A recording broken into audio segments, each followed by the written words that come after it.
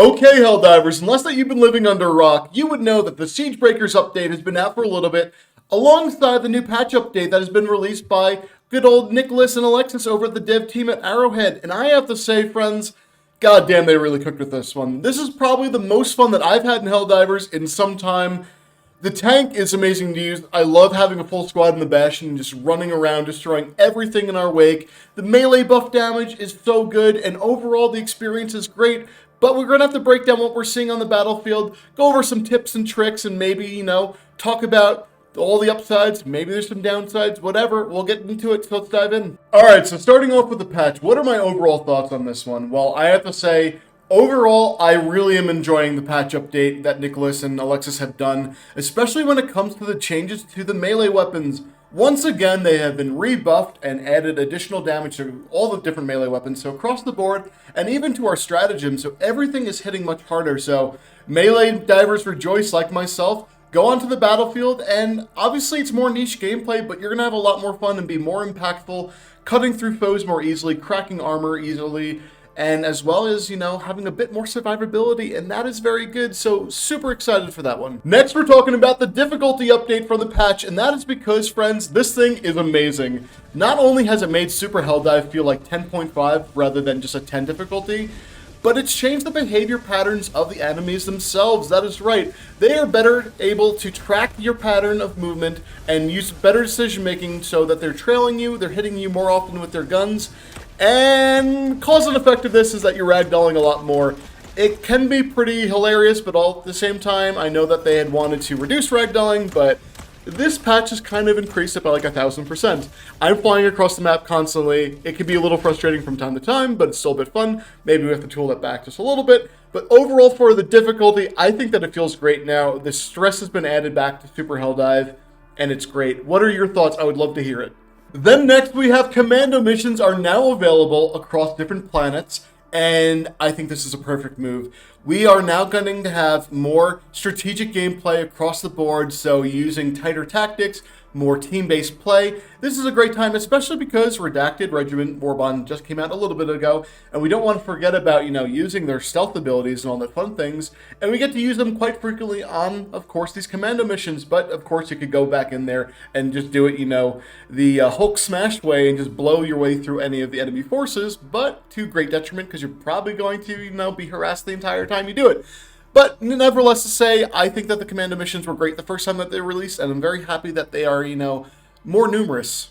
Then the last highlight that I want to call out from the patch is going to be the change and fix to the discrepancy between damage across the host and the different clients coming in, and honestly, I never experienced this myself, but then again, most of the time I'm hosting. So if you were having this issue before, well, now it's fixed, well, seemingly so, that everyone should be doing the same damage with all the different weapons, regardless that the host is not, doing more damage than you. But again, I didn't see this one.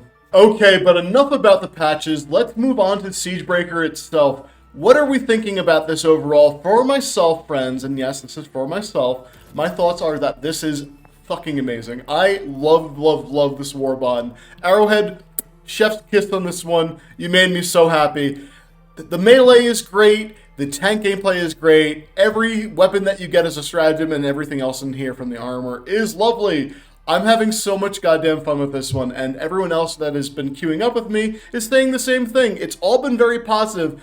I know that there's, going to be some minor voices out there that are always going to complain about something, but honestly, shut up. It's a very good Warbond, and honestly, this is a great update to the game. I think this is exactly the direction that we need to be going in. It's been so much fun, but let's go on to the first bit of the Warbond. Then on to the CQC hammer, because this thing is probably my favorite thing aside from the tank. This thing is an absolute beast. Not only does it have the two different modes that you're aware of with regular melee or the tipped explosive head that you can go and slam on enemies to destroy them, but this thing is devastating on the battlefield. So friends, you arm it, you run up to a crowd, and let's just say there's a couple of chaff around, it will explode and probably kill 4 to 5 guys on every bit of impact. If you're swinging it at a Hulk or something equivalent to it, it's going to one-shot it from anything on a Hulk down. On War Striders, we tried this thing out. So if you are going for the legs, it's going to 2-shot the legs with the explosive head, or if you're going up against a Factory Strider, it will do a 4-shot on the Factory Strider's legs, or a 3-shot on its head.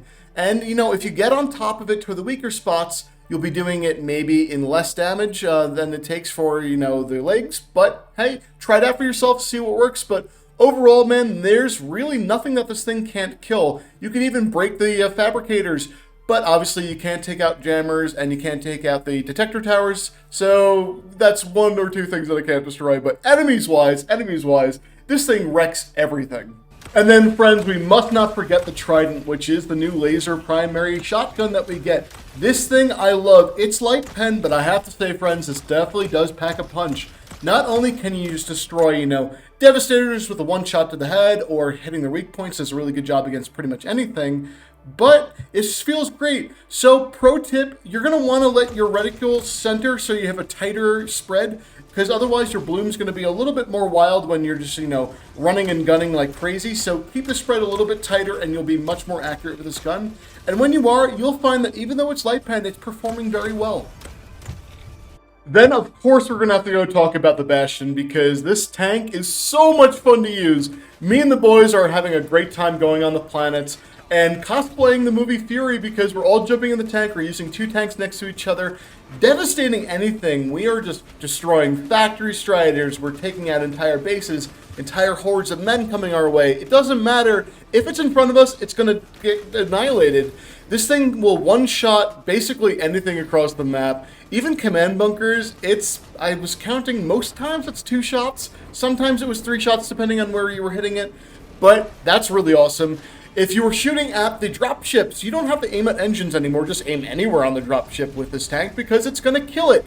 Factory striders, don't worry about them. They're meaningless. War striders, you're going to pop them from across the map. This thing is so much fun to use. Now, I'm hearing whispers of people complaining about this tank, and I have to say, you're wrong. You're not using this correctly, because in the hands of a right crew, this thing is an absolute beast and very formidable, and it really does actually have a decent amount of armor. We're taking plenty of shots. If you were allowing them to constantly shoot you in the back without you, readjusting, you'll get killed faster. But again, if you are being smart, you're having maneuverability and a good team, you'll take out anything in your way. Then next we have the EAT 411 Leveler, or should I say the base clearer, because that's what this thing does. You shoot it into a base, you shoot it into a horde of enemies, and they're gone. It's essentially an even bigger ultimatum, and I already love the ultimatum, so I've been loving this. And yes, friends, I did try it out because I was curious. If you shoot the Factory Strider in the back, in the stomach, or in the side, it's going to one-shot kill them.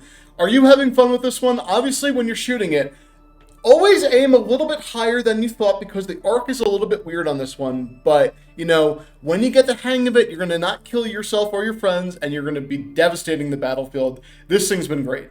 Then next, we have the Belt-Fed Grenade Launcher. This thing is a spamming beast. You will go to the battlefields and just whip out like 1,000,000 grenades at once. Now, this thing can kill hordes, it can kill bigger units. So, if you're having a patrol, and I tried this out on many different ones, including a patrol of Devastators, what I like to do is I will shoot from side to side and making sure I'm locking them all down until, they stop moving. That typically does the trick after a couple seconds.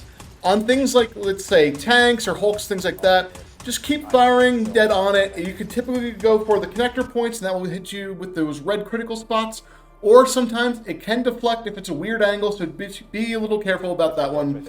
But if you're aiming for the weak spots, of course you're going to do, insane damage on this one. So people will get annihilated from hulks to tanks, whatever it is, you'll be blowing it up.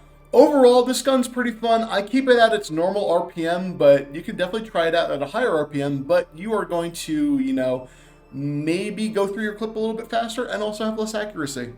Then last, we're going to have to talk about the Throwable Shield, because this thing is going to save your butt a lot and pretty useful in the battlefield.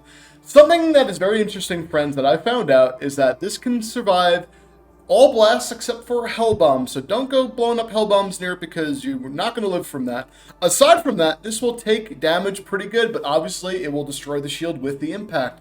But a tech that you can do, friends, is if you stand still and you throw and stack all 4 shields, who's ever shooting at you has to get through all 4 shields. They won't break together. They'll break one after another. So if you want to, hold the position, throw a bunch of shields on yourself, then maybe even throw the giant bubble shield around yourself, and then maybe even wear the shield generator backpack, you're going to be Shield Man, and you're going to survive a lot. It's going to be crazy. It's a fun little, like, new tech that everyone is doing over here, or at least my group is.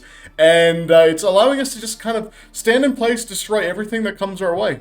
And then, of course, we have the other things like the armor, the emotes, the title, the vehicle customization patterns, and I do believe that it is coming to the Bastion, so you just have to wait a little bit more on that, probably. But, hey, overall, I love this one, so to reiterate, this is such a win for Arrowhead. I think this is so fun. And the arc that we're on, oh my god, the arc that we're on, we're going to do another video on this one. You guys are in for some crazy, crazy fights for this, march towards Cyberstan. So be on the lookout for the next video. But if you like this one and you enjoyed the content, please be sure to like, subscribe, hit those hype points, and I'll see you in the next one. Take care.